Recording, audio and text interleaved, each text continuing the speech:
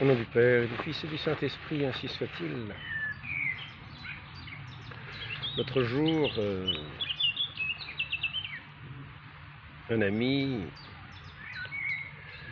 me téléphone et me dit telle personne est envoûtée, telle personne est envoûtée. Alors, il était très embêté parce que il disait telle personne est envoûtée. Moi, quand quelqu'un est envoûté, je le ressens sur moi, ça me rend malade, Et donc quand je suis rentré chez moi après avoir vu cette personne, je me suis trouvé mal au bout d'un quart d'heure, je me suis trouvé mal. Alors j'ai téléphoné à une dame que je connais, pas une prophétesse, mais enfin elle a quand même des visions, elle s'y connaît dans ces choses-là. Et je lui ai dit, voilà, je suis allé voir telle personne, et puis maintenant, au retour, je suis malade. Ils étaient, ils étaient deux, et voilà, il y avait un tel et un tel.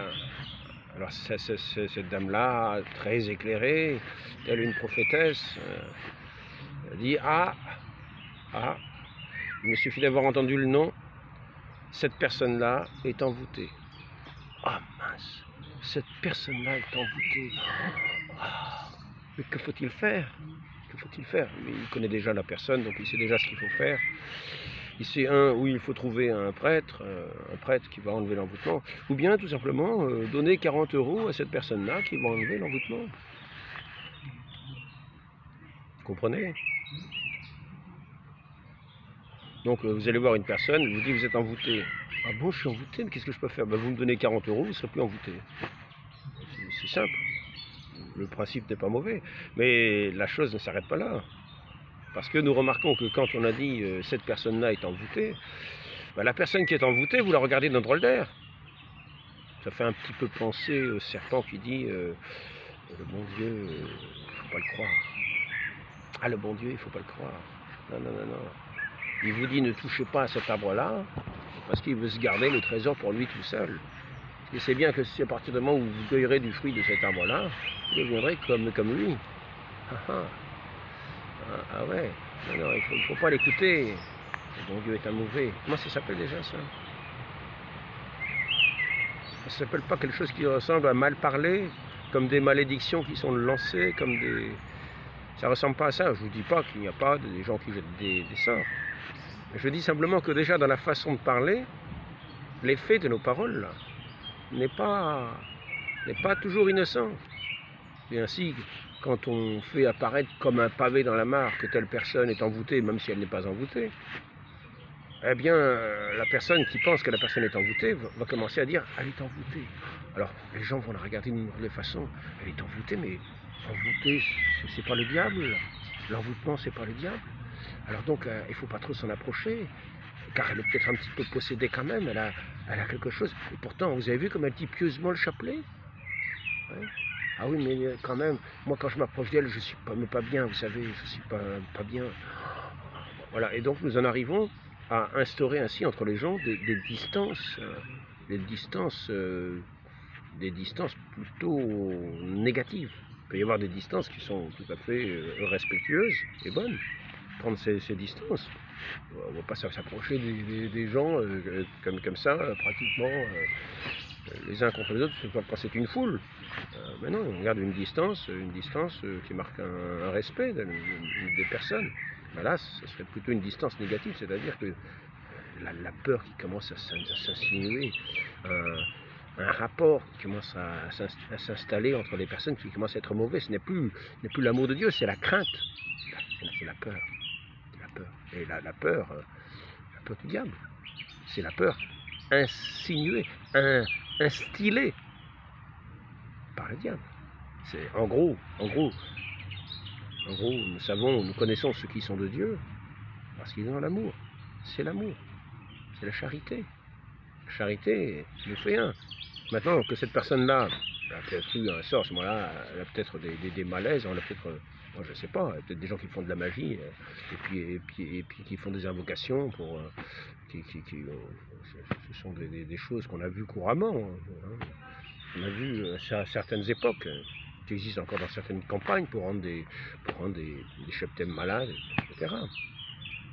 Donc là, bon, On voit les effets d'un cheptel où les vaches commencent à mourir les unes après les autres de façon tout à fait inexpliquée. Alors là, on peut commencer à se poser des questions. Mais le fait de simplement dire attention, voilà. Et c'est pour ça que, maintenant je reviens à l'Église, c'est pour ça que la parole de l'Église n'est pas remise à n'importe qui. Là, vous avez une dame va vous dire, voilà, telle personne est envoûtée, si vous me donnez 40 €, je ne serai plus envoûté. Oh, c'est... Oh, ben tiens. Imaginons.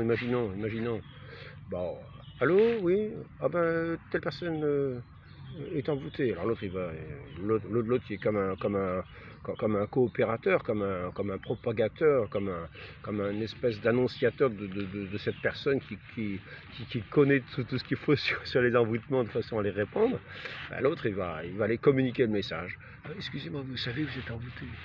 Qu'est-ce que je peux faire? Ben, vous lui donnez 40 €. Et puis ensuite, admettons qu'il y ait ce commerce abominable où la personne qui vient de dire vous êtes envoûté, vous lui donnez 40 €, bah, admettons qu'il y a un partage ensuite, chacun 20 €, on n'en finit plus. Par contre, si vous faites appel à un prêtre qui ne va pas venir pour de l'argent, parce que là imaginons la personne qui aurait le pouvoir d'enlever votre envoûtement, elle n'enlève votre envoûtement que si vous lui donnez 40 €. C'est-à-dire vous avez le temps de devenir malade, de vous faire du mal autour, par vos influences, eh bien, la personne, non, elle ne fera rien tant qu'elle n'a pas les 40 €. Donc vous lui donnez 40 €, en gros, ça revient au même de dire, une personne qui aurait envoyé un sort, et qui attendrait 40 € pour enlever le sort, ça ne ferait pas beaucoup de différence. Donc dans l'Église, pour parler, il y a des paroles il y a des personnes qui sont instituées. Ce n'est pas n'importe qui parle dans l'Église. Ce n'est pas n'importe qui a et oui. Quelquefois, on peut même citer un tel, et c'est pour ça.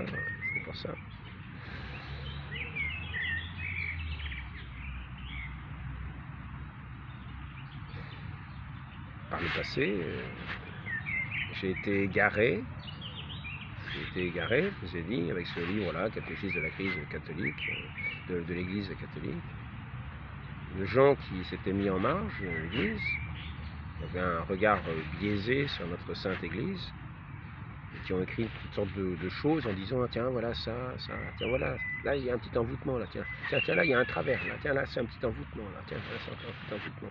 Et tout ça, l'origine de tous ces envoûtements, là, c'est le pape, c'est lui qui est le premier envoûté. Ah, il faut surtout pas le toucher. Ah, bah, qu'est-ce qu'il faut faire? Ah, bah, il faut surtout pas l'approcher. Non. Vous êtes obéissant à l'Église, mais vous n'obéissez pas au pape. Parce que le pauvre, le malheureux, il est envoûté. C'est-à-dire, il dit vraiment des âneries. Il ne dit que des hérésies. Regardez tout ça. Tous ces petits envoûtements qu'il fait un peu partout. Vous voyez, tout ça, c'est un petit envoûtement.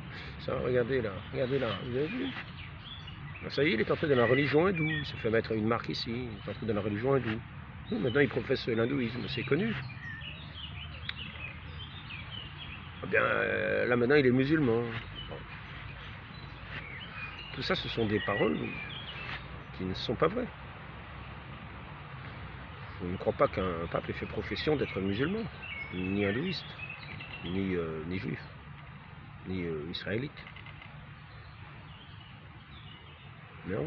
Par contre, ils font profession de s'approcher d'autres personnes, comme dans un dialogue, pour travailler à instaurer plutôt une paix, au moins dans une fraternité, au moins quelque chose d'humain, dans une fraternité, dans une approche, dans des lois qui n'engendrent pas des guerres et des déchirements de pays comme on l'a vu.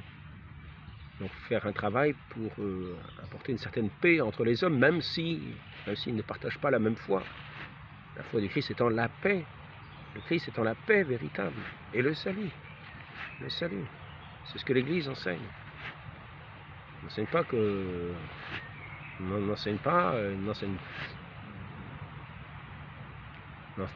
l'erreur, que les erreurs professées dans d'autres religions n'enseigne pas que l'erreur est une source de salut, n'enseigne pas que la liberté religieuse est un droit à l'erreur. Non. Enseigne toujours notre Seigneur Jésus-Christ. La nécessité d'appartenir à l'Église dès qu'on sait que l'Église est l'institution divine. C'est ce qui est toujours enseigné.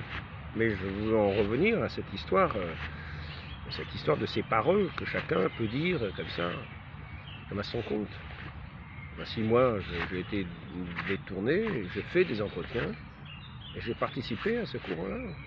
Regardez, c'est le grand envoûtement général. En général, on appelle ça apostasie. Voilà, il suffit de changer le nom, vous arrivez un petit peu à la même chose. Vous comprenez ce que je veux dire. Donc maintenant, quand on en est arrivé à trouver ces envoûteurs et ces participants à ces grands envoûtements généraux qui vont pour, bien sûr, abattre l'Église et décrier l'Église en disant qu'elle est ensorcelée, que c'est l'Antéchrist qui est à la tête, on a fait fort. Eh bien,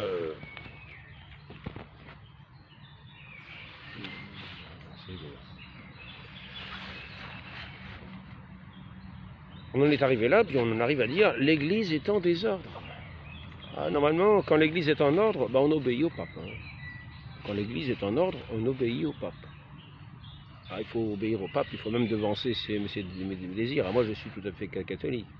Quand l'Église est en ordre, moi, j'obéis au pape à tous les textes de l'Église. J'obéis à tous les textes de l'Église. Tout ce qu'ont écrit les papes, avant qu'il y ait ces papes envoûtés, hérétiques, schismatiques, etc. Avant ça, moi, je leur obéissais à tous. Je n'étais pas né, mais je leur obéissais à tous. Et d'ailleurs, je continue. Je regarde leurs textes, et puis par fidélité à tous ces anciens papes, je rejette ce pape envoûté. Oui. Comme ça, vous comprenez, je m'érige moi-même comme la nouvelle Église. Je m'érige moi-même comme la nouvelle Église face à cette autre Église qui devient la Babylone, qui devient le repère des antichrists. Oui, mais ce n'est pas comme cela que cela marche. Ce n'est pas comme cela que les choses sont. Pourquoi l'Église est-elle en désordre? Pourquoi dit-on que l'Église est en désordre? Alors je commencerai par rappeler une chose. Comment la vérité de l'Église est un article de foi. Je lis le catéchisme de Trente. Je peux encore lire le catéchisme de Trente. C'est un enseignement qui est encore recevable. Nous avons donc raison de dire que ce n'est point par l'intelligence, mais par les lumières de la foi que nous connaissons l'origine, les dons et l'excellence de l'Église. C'est qu'en effet, cette Église n'est pas l'œuvre de l'homme. Là, les envoûteurs n'ont qu'à bien se tenir. L'Église n'est pas l'œuvre de l'homme, c'est Dieu immortel, c'est le Dieu immortel qui l'a fondée sur la pierre inébranlable. Inébranlable. Ce n'est pas des petits envoûtements qui vont faire quelque chose en face de cette pierre. Nous avons le bon Dieu, nous avons Dieu lui-même. Je répète, c'est qu'en effet, cette Église n'est pas l'œuvre de l'homme, c'est le Dieu immortel qui l'a fondée sur la pierre inébranlable. Le prophète David nous le dit expressément, le Très-Haut l'a établi lui-même. Aussi est-elle appelée l'héritage de Dieu et le peuple de Dieu. Son pouvoir ne lui vient pas non plus des hommes, mais de Dieu.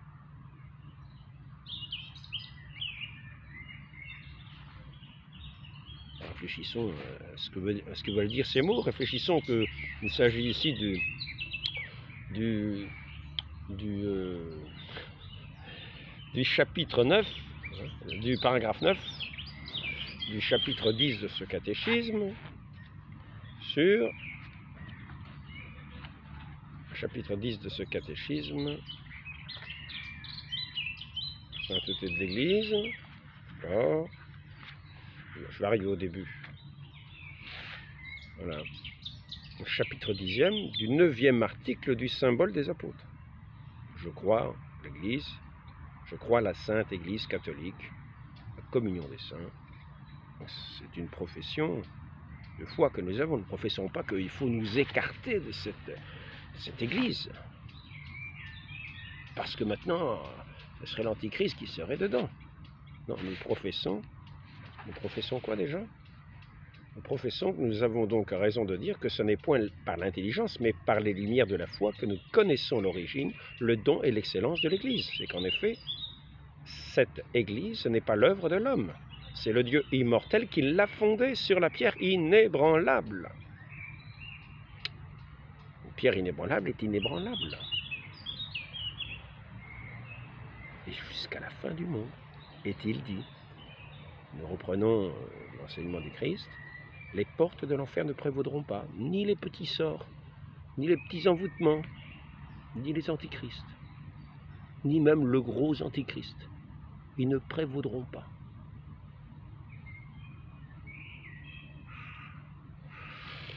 Donc redonnons la parole à ceux qui de droit. Car il y en a qui vont dire, quand l'Église est en désordre, c'est pas pareil, là c'est à chacun de voir. Mais nous oublions que cette Église, elle est fondée de Dieu, sur une pierre inébranlable. Et maintenant, nous allons voir la cause des hérésies et des schismes, qui sont les seuls mots véritables, qui vont combattre. Bon, il y aura la force des armes, il y aura la force, il y aura tous ceux qui voudront persécuter les chrétiens, ça c'est sûr, c'est la promesse de notre Seigneur. Le diable a en haine ce qui est de Dieu. Et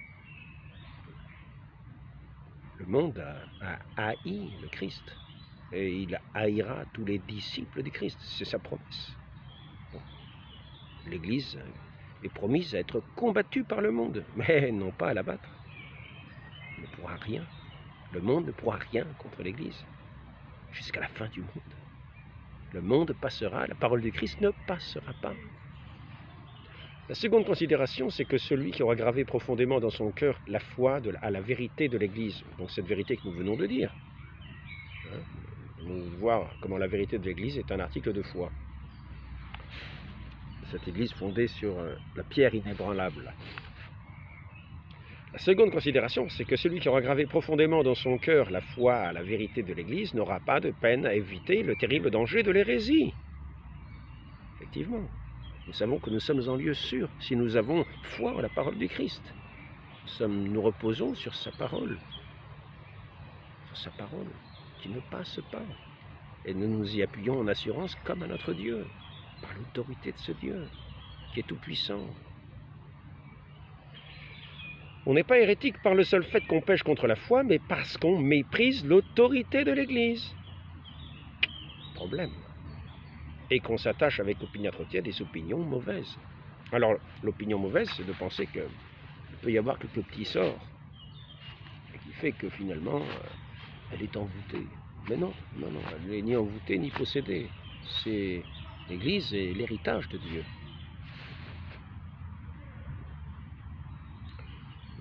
Son pouvoir ne lui vient pas non plus des hommes, mais de Dieu. Et de même que la nature est le Très-Haut l'a établi lui-même, aussi est-elle appelée l'héritage de Dieu et le peuple de Dieu. Le peuple de Dieu, l'héritage de Dieu, le peuple de Dieu. Pensons-nous que cet héritage est un objet envoûté? Non, non. Elle est sainte. Dans le credo, nous disons, je crois en l'Église, une, sainte, catholique, apostolique. C'est-à-dire qu'il y a sa parole des apôtres, les successeurs des apôtres, qui font autorité, qui ont la parole véritable, qui ne vont pas dire, qui ne vont pas lancer des envoûtements, qui ne vont pas dire un tel, non, sur la parole. Ils ont autorité pour parler dans cette Église, en union avec celui qui est le rocher inébranlable. Donc nous pouvons voir. Maintenant, il y en a qui disent, oui, d'accord, ça c'est bon quand l'Église est en ordre. Mais maintenant, vous avez bien vu. Alors maintenant, je tiens à dire, nous avons déjà une petite idée pour savoir comment est l'ordre et comment est le désordre. Avec ce que je viens d'annoncer, de dire.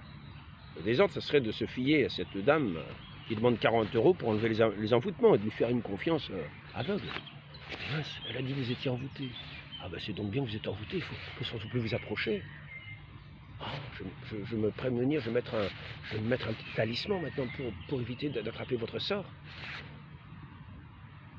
Évitez.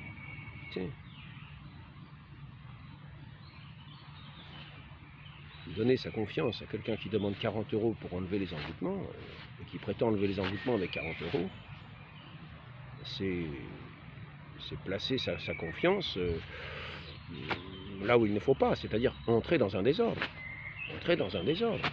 Ne plus mettre sa confiance en Dieu, dans ses ministres, dans ceux qui ont la charge de la parole, mais accorder la créance à ceux qui ne devraient pas en avoir, qui sont plutôt les ministres financiers. Dieu ou l'argent? Dieu ou l'argent? Le résultat ici, c'est une division. Vous dites à quelqu'un, il y a des envoûtements. Le résultat, c'est une division. La personne n'est même pas malade, elle n'a rien. Vous dites, elle est envoûtée. Voilà. Vous amenez une division chez des gens, ça va amener des inquiétudes, peut-être des maladies.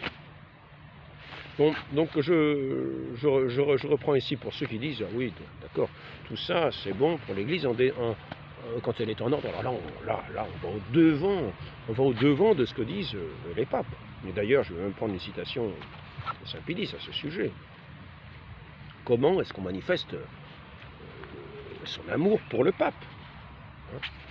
Le pape est le gardien du dogme et de la morale. Il est le dépositaire des principes qui rendent vertueuses les familles, rendent les nations, saintes les âmes. Il conseille des princes et des peuples. Il est le chef sous lequel ne sont tyrannisés. Il est le chef sous lequel personne ne se sent tyrannisé parce qu'il représente Dieu lui-même. Il est le Père par excellence qui réunit en lui tout ce qu'il peut y avoir d'aimant, de tendre, de divin. Il semble incroyable qu'il faille faire aujourd'hui cette recommandation à des prêtres. Aimer le pape. Ça semble incroyable, c'est ce que dit Saint Pédis, ça semble incroyable. Oui, mais ça c'est quand l'Église est en ordre. C'est quand l'Église est en ordre. C'est la parole de certains. La parole de certains. Comment doit-on aimer le pape? Non pas par des paroles seulement, mais par des actes, avec sincérité. On cherche à se conformer en tout à ses pensées, à exécuter ses volontés, à interpréter ses désirs. Si quelqu'un m'aime, il reste fidèle à ma parole. C'est ce que disait le Christ, en parlant de lui. Quelqu'un m'aime. Et là, Saint Pédis, il dit aussi, ainsi, pour montrer notre amour au pape, il est nécessaire d'obéir. Allocution du 18 novembre 1912. Ah oui, c'est formidable. Tout le monde est d'accord. Mais quand l'Église est en ordre, vous comprenez? Mais pas dans le cas où il y a un envoûtement général. Toutes les prophéties me le disent. Toutes les prophéties le disent. Il y a un envoûtement général. Qui est envoûté de cette façon? Qui a entendu cette espèce de coup de téléphone? Il y a un envoûtement général. Et qui y a cru? Pour avoir un regard biaisé, avoir peur de celui que nous devons aimer, que le Christ institue, comme le rocher de l'Église. C'est assez étrange. Alors ça c'est quand l'Église, bien sûr, c'est vrai. Moi je suis catholique, bien sûr, 100%, quand l'Église est en ordre. Alors maintenant nous allons voir qui met l'Église en désordre.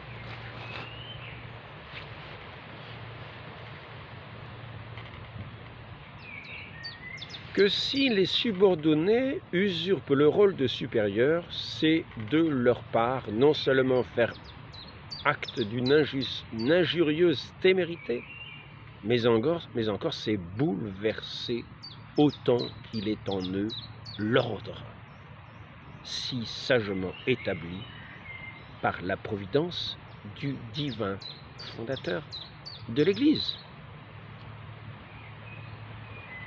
Qui met ce désordre des gens?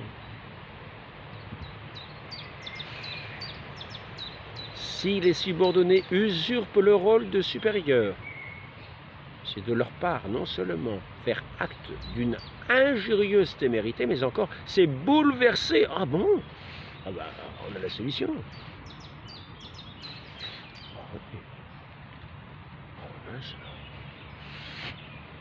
Bah, c'est peut-être moi qui ai tout mis en désordre. C'est de leur part non seulement faire acte d'une injurieuse témérité, mais c'est bouleverser autant qu'il est en eux l'ordre si sagement établi par la providence du divin fondateur.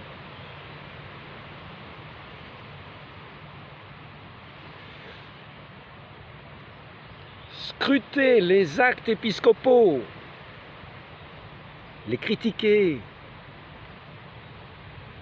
n'appartient nullement aux particuliers. Quand même, moi j'obéis au pape, moi. Qui a écrit ça déjà? Léon XIII. Est sane molestum. Ah ouais, d'accord. C'est bizarre, je croyais obéir au pape. Et je me rends compte que finalement, il y avait un certain ordre à respecter et qu'il fallait commencer par le début pour éviter de parler d'une église en désordre. En dire, oui, moi quand l'église est en ordre, je tiens compte de la parole des papes, mais quand elle n'est pas en ordre. Donc soyons attentifs. Soyons attentifs à ce qui est dit de manière quasi générale pour éviter de mettre le désordre, c'est-à-dire de bouleverser. C'est bouleverser autant qu'il est en eux l'ordre si sagement établi par la providence du divin fondateur de l'Église. Alors, scruter les actes épiscopaux, c'est les critiquer, n'appartient nullement aux particuliers, mais cela regarde seulement ceux qui, dans la hiérarchie sacrée, ont un pouvoir supérieur. Dans la hiérarchie sacrée, ont un pouvoir supérieur.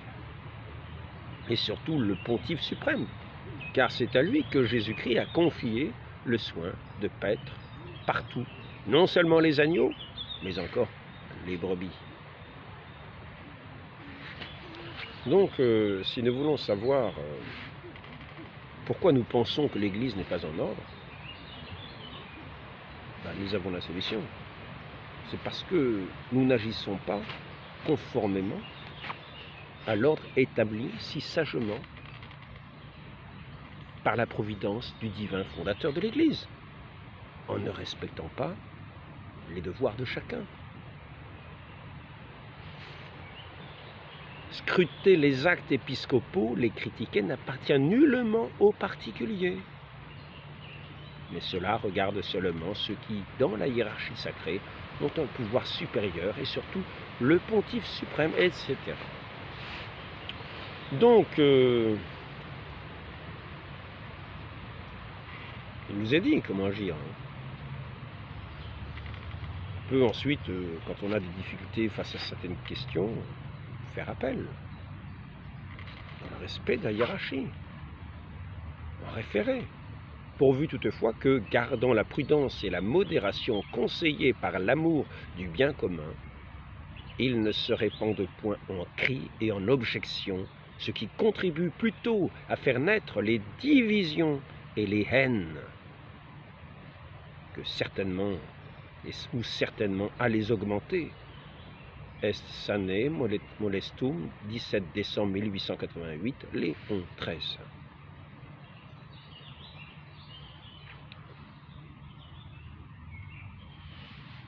Il faut regarder comme manquant à ses devoirs non seulement ceux qui repoussent ouvertement et en face l'autorité de leur chef, mais tout autant ceux qui s'y montrent contraires. Alors je tiens à dire que la meilleure façon de repousser l'autorité de ses chefs, c'est de dire qu'elle n'existe pas, c'est-à-dire de ne pas reconnaître même ses chefs. Par exemple en disant que sur le siège de Pierre, il n'y a personne, tout au plus un antichrist. Donc, ça s'appelle mépriser l'autorité. Et qu'est-ce que nous avons vu, en fait le plus sûr chemin pour l'hérésie, qu'est-ce que c'était déjà? Pour le désordre, qu'est-ce que c'était déjà? le plus sûr chemin de l'hérésie? Ah, voilà, alors c'est le chapitre 10. Hein. La seconde considération, c'est que celui qui aurait gravé profondément dans son cœur la foi à la vérité de l'Église, c'est-à-dire elle est fondée sur le roc inébranlable, jusqu'à la consommation des siècles, et les portes de l'enfer ne l'emporteront pas, ni les petits, ni les envoûtements, ni les enchanteurs, ni personne, ni ceux qui ont des dons de prophétie pour aller lancer des envoûtements. On se sert des prophéties pour aller attaquer ce que notre Seigneur a établi en toute certitude de prophéties éventuelles, dont souvent nous n'avons pas les origines. Je dis cela parce que quelquefois, aujourd'hui, pour continuer à attaquer l'Église, à dire que ceux qui sont là sont illégitimes, on va dire que l'élection du pape est illégitime. Nous avons vu, il y a eu Benoît XVI qui a démissionné. On va dire qu'il n'a pas fait ça tout à fait comme il fallait, il était toujours pape en fait, et le deuxième ne l'était pas. Donc. De savoir que ce qu'un pape décide, en particulier s'il veut démissionner, il dit qu'il démissionne et c'est terminé. Et c'est terminé. Voilà. Sa démission a été acceptée par l'ensemble de ceux qui avaient l'accepté, par tout le monde, par toute l'Église. Par les cardinaux, par ceux qui sont chargés d'élire les papes en premier.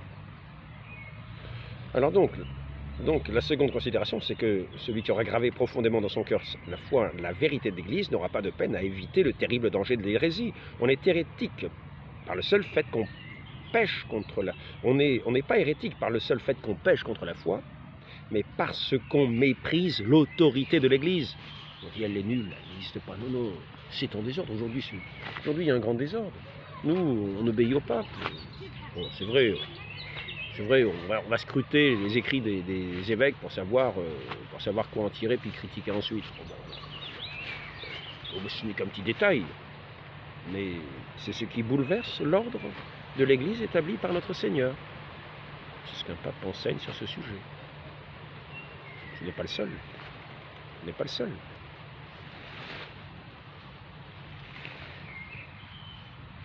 Je ne crois pas que ce soit celui-là. Vous en trouvez d'autres que j'ai déjà cités. Ainsi donc, dès que l'autorité légitime a fait une prescription positive, qu'il ne soit permis à personne de s'y soustraire, sous prétexte que cela lui déplaît, mais que chacun soumette sa manière de voir à l'autorité du supérieur, et lui obéisse par devoir de conscience. De même que nul particulier, par la publication de livres, de journaux, ne s'érige en maître dans l'Église. Tous savent à qui a été confié par Dieu le magistère de l'Église. Ce n'est pas quelqu'un au téléphone qui va dire « vous me passez les 40 € et moi je vous règle la question ». C'est pas ça. À celui-là, pleine et entière liberté doit être laissée. Tous savent à qui a été confié par Dieu le magistère de l'Église. À celui-là, pleine et entière liberté doit être laissée de parler. Quand et comme il jugera à propos, comme il juge à propos, le devoir des autres étant de l'écouter avec déférence, de se conformer à sa parole, ce que nous enseigne Épidis. Comment doit-on aimer le pape? Non par des paroles seulement, mais par des actes, avec sincérité. On cherche à se conformer en tout à ses pensées, exécuter ses volontés, interpréter ses désirs.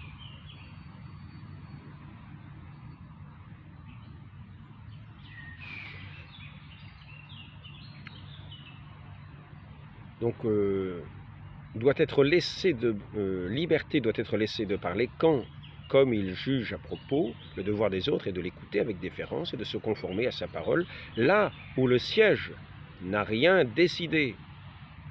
Sans détriment de la foi ni de la discipline, on peut exprimer son opinion charitablement, sans excès qui blesserait la charité, librement. Là où cette tranché n'est pas permis de continuer les débats. Donc là, il s'agit de la parole de l'Église, il s'agit de l'autorité qu'on ne doit pas mépriser en disant ou que c'est un désordre, ou qu'elle est en désordre, que l'Église est en désordre. Qu'est-ce que c'est que cette Église en désordre? Qu'est-ce que c'est que cet héritage de notre Dieu? Une Église en désordre, ce serait l'héritage de Dieu. Comment est-ce possible alors qu'elle est fondée sur une pierre inébranlable? Saint Pie encore, communium rerum. Il est clair qu'aucun chrétien ne devrait discuter en quoi cela n'est pas ce que l'Église catholique croit en son cœur et confesse en sa bouche, mais toujours en professant sans douter la même foi, aimant et vivant selon celle-ci. Il doit chercher autant que possible la raison pour laquelle c'est le cas. S'il est capable de comprendre, qu'il rende grâce. S'il ne le peut pas, qu'il ne prépare pas ses cornes pour l'attaque, mais qu'il baisse sa tête en révérence.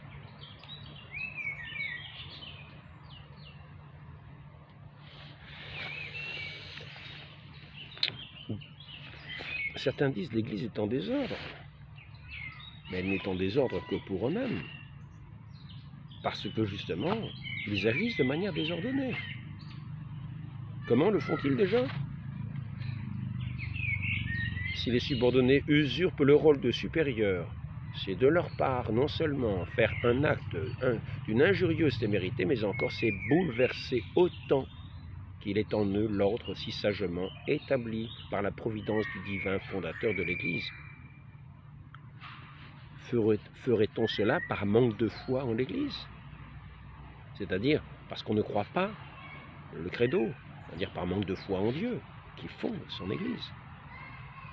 Nous ne croyons pas l'Église, fondée sur un roc inébranlable, jusqu'à la fin des temps, jusqu'à la consommation des siècles, jusqu'au jugement dernier.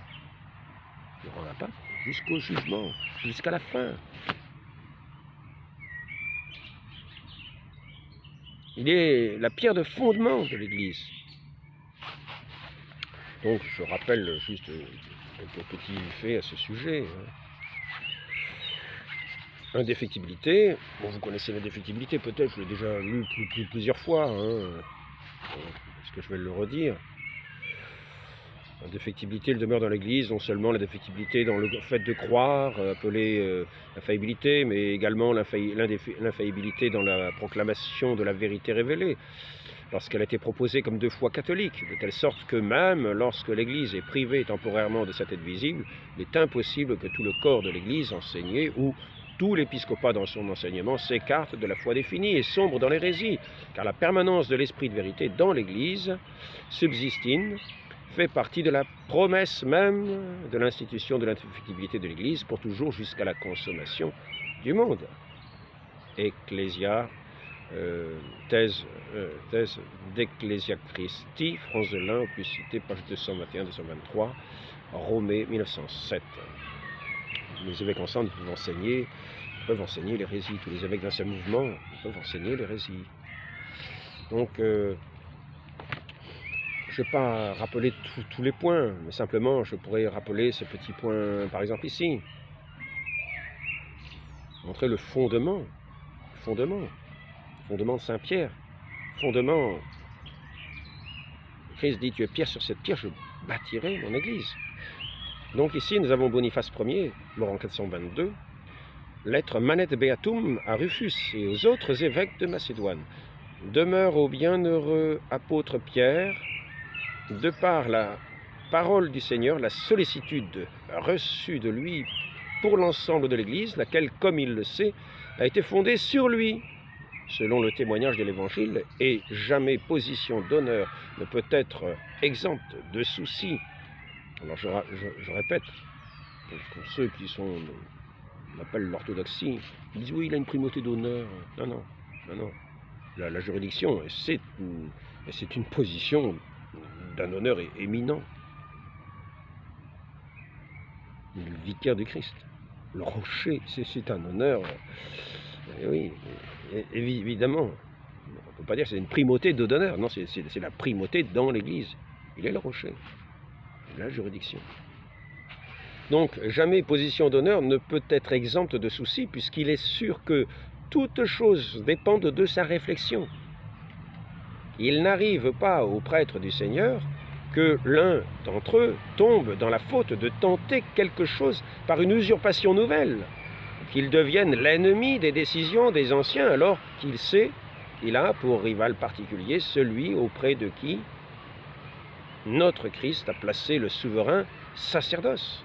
Et quiconque se dresse pour l'outrager ne pourra être un habitant du royaume des cieux.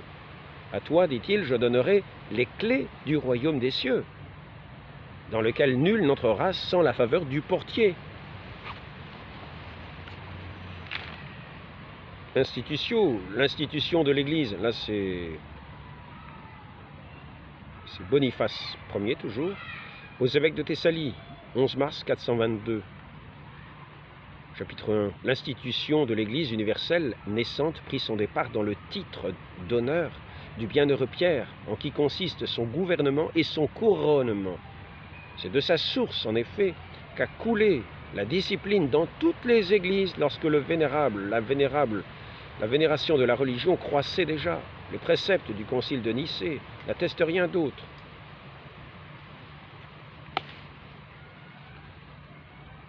Cette église est donc, avec certitude, pour toutes les églises répandues dans le monde entier, comme la tête de ses membres. Si quelqu'un se sépare d'elle, qu'il soit éloigné de la religion chrétienne, puisqu'il a cessé de se trouver dans ce même assemblage. Faisons bien attention, ne disons pas si vite que ça que l'Église est en désordre, car c'est nous qui nous trouvons en désordre en dehors de cet assemblage, lorsque nous ne faisons pas et qu'il nous est prescrit de faire, de demeurer à notre place.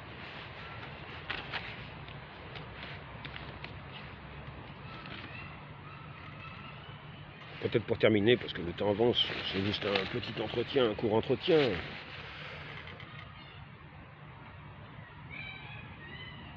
Voilà ici, Pélage 561, Saint Pélage. Il leur rapporte le témoignage de saint Augustin qui fut la déclaration que le Sauveur a faite, qu'il fondait son Église sur les sièges apostoliques, à regarder comme schismatique tous ceux qui se détachent de l'autorité ou de la communion du pontife, qui les remplissait et donnait pour preuve visible de la seule Église la fondation sur le siège de Saint-Pierre et de ses successeurs, d'où il conclut qu'ils doivent se croire séparés de la communion de cette vraie Église catholique et universelle, dès lors que dans la célébration des saints mystères, ils retranchent contre la coutume le nom du pontife romain, non unacum, ne sont pas en union. Le nom du pontife romain qui, en qualité de successeur de Pierre, fait la fermeté de cette même Église. N'oublions pas ce dogme qui a été formulé et défini en 70, qu'il y aura toujours un pape dans la succession, il y aura toujours un pape, jusqu'à la fin des temps. Même si, bien sûr, quand un pape meurt, il faut le temps d'en élire un suivant. Maintenant, je voudrais à nouveau aborder cette question au sujet de l'élection. Le sujet de l'élection, parce que certains ont eu quelques doutes avec l'élection du dernier pape, François. Donc là, nous pouvons voir ce texte de Pie XII, Constitution apostolique, Vacantis Apostolicae Sedis, 8 décembre 1945. Au sujet de la légitimité d'un pape, pour discuter de la légitimité d'un pape qui vient d'être élu, Pie XII disait: ce consentement ayant été donné dans un espace de temps qui, dans la mesure où il est nécessaire, doit être déterminé par le sage jugement des cardinaux à la majorité des votes, l'élu est immédiatement pape et il requiert par le fait même et peut exercer une juridiction pleine et absolue dans le monde entier. Dès lors, si quelqu'un ose attaquer des lettres de décision concernant n'importe quelle affaire émanant du pontife romain avant son couronnement, nous le frappons de peine d'excommunication à encourir ipso facto.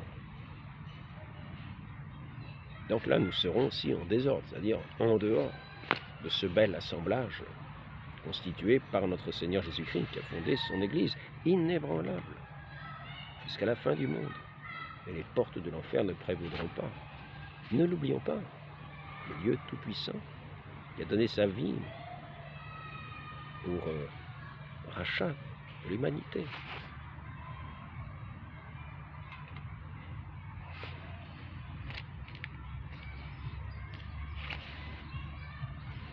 Maintenant, il y en a qui vont se dire, oui, mais moi, je tiens la vérité, tant pis les excommunications,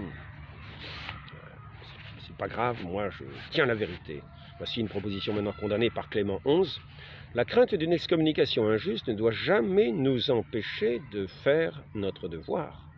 Nous ne sortons jamais de l'Église, même quand nous semblons en être expulsés par la méchanceté des hommes. Aussi, lorsque nous sommes attachés à Jésus-Christ, aussi longtemps que nous sommes attachés à Jésus-Christ et à l'Église par la charité. Elle est envoûtée, elle est envoûtée. Écoutons plutôt la voix de ceux qui sont désignés, qui ont autorité pour parler. Écoutons la voix des bons pasteurs. Laissons les envoûteurs et les charmeurs. Ils vont se servir de toutes sortes de prophéties, donc on remarqueront que toutes ces prophéties, elles sont souvent assez tardives. La prophétie de Saint François est arrivée, on en a pris connaissance que 100 ans après la mort de Saint François. Mais on préfère la prophétie de Saint François, qui va justifier notre envoûtement, notre message pour discréditer l'Église. On va préférer cette parole qu'on va dire sûre de Saint François, alors qu'il n'est venu que 100 ans après, on n'en a pas eu connaissance avant. Est-elle si sûre que ça? Mais par contre, on lui donnera la préférence par rapport à la parole des Christ, qui fonde son Église sur ce roc inébranlable. Bien alors, on va utiliser les prophéties de Malachie. On a pris connaissance de ces prophéties qui ne sont pas si faciles que ça à déterminer. On en a pris connaissance que 400 ans après qu'elles auraient été écrites. Mais enfin, ça va faire autorité pour certains qui vont dire « Oui, vous comprenez, il y a les prophéties, il y a ceci, il y a cela. » Même au sujet de Mélanie, par exemple, il y a certains passages qui ne sont venus que très tardivement dans ses écrits. Il y a beaucoup de messages qui vont être utilisés de ci, de là, en disant « Oui, vous ne croyez pas en la Vierge Marie, vous ne croyez pas à Saint François, vous ne croyez pas ceci. » Écoutons la parole de notre Seigneur, écoutons ce que disent l'enseignement des papes. Il faut savoir que par rapport à toutes ces prophéties-là, nous devons avoir une certaine attitude. Je vais essayer de trouver justement, j'ai pris note ce matin à ce sujet. Benoît XIV nous dit « Nous ne sommes même pas tenus de croire même aux apparitions que l'Église a approuvées, pourvu qu'on le fasse avec la modestie convenable, pour de bonnes raisons et sans intention de mépris. » Maintenant, il faut savoir que ce même Benoît XIV dit « De telles révélations, même approuvées par l'Église, on ne doit pas accorder un assentiment de foi catholique. Il faut seulement, selon les lois de la prudence, leur donner l'assentiment de la croyance humaine. » La foi chrétienne, ici du catéchisme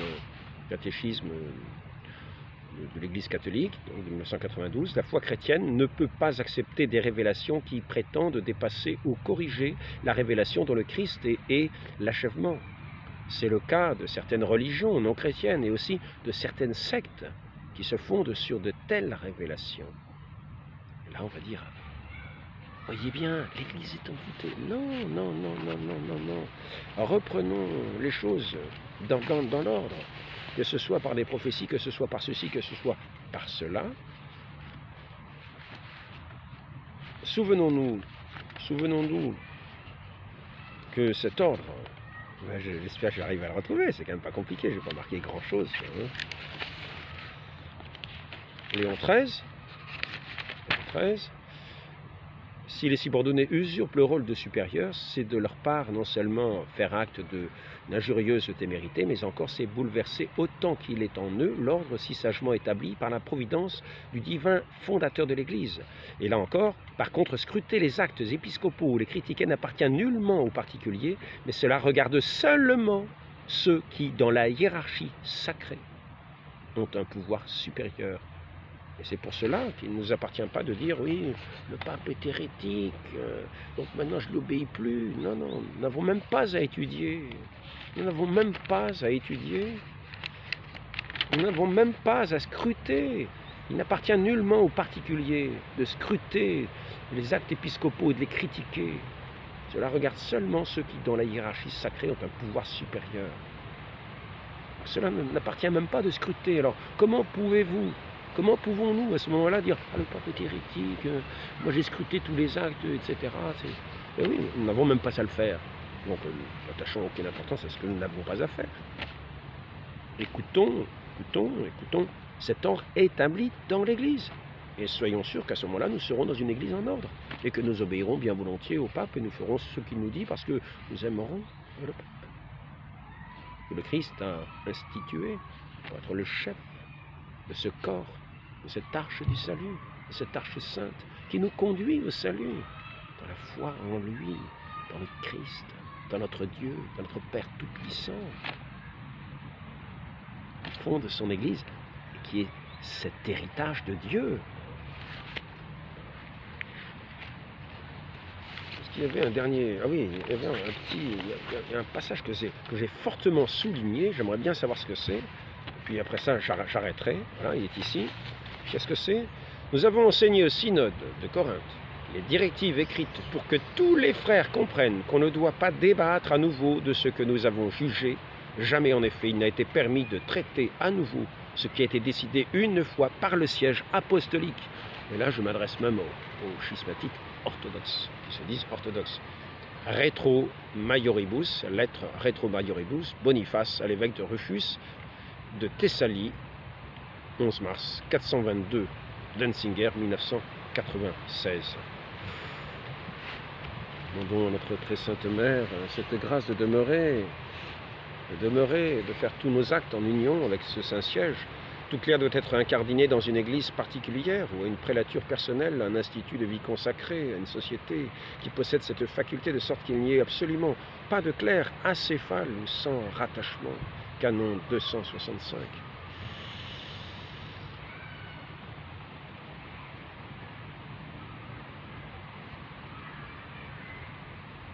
Évitons les mauvaises paroles qui amènent les divisions, à la manière de ce serpent des origines qui a amené cette malédiction sur l'humanité, comme pour être envoûté, séparé de Dieu, sous la suggestion de Satan. Évitons les désordres, remettons-nous en ordre, faisons ce qui nous est demandé, aimons le pape, écoutons-le. Si nous avons des choses à dire, disons-les, avec la modestie, la charité. Et disons-les, nous adressant à ces autorités. Selon la règle de la science théologique, toute proposition qui contient en elle un sens douteux doit toujours être comprise dans le sens qui conduit à une affirmation vraie. Donc, essayons de corriger nos regards si nous avons un regard biaisé. Et sachons que, pour l'assurance de tous, il ne s'agit pas ici, les docteurs de l'Église nous préviennent, même si un pape était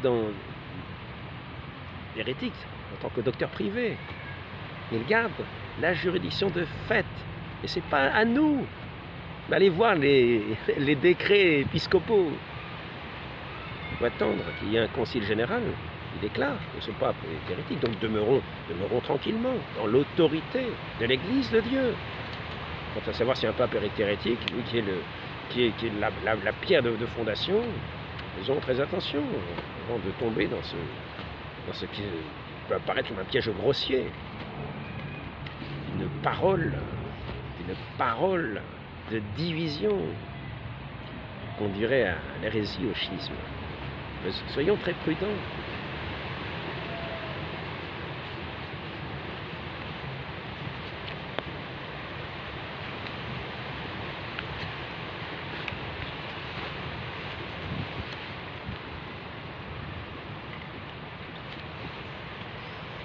Une dernière parole peut-être.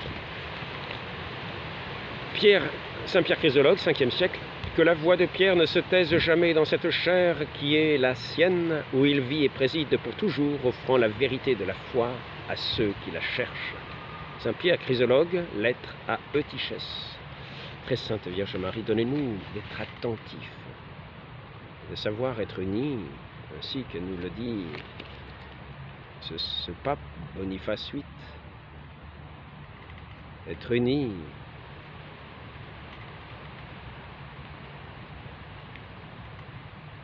être soumise docilement, de tout cœur, au souverain pontife, pour demeurer dans la foi à l'Église. Nous qui croyons à l'Église, vous qui en êtes la mère, très sainte mère de Dieu, au nom du Père et du Fils et du Saint-Esprit, ainsi soit-il.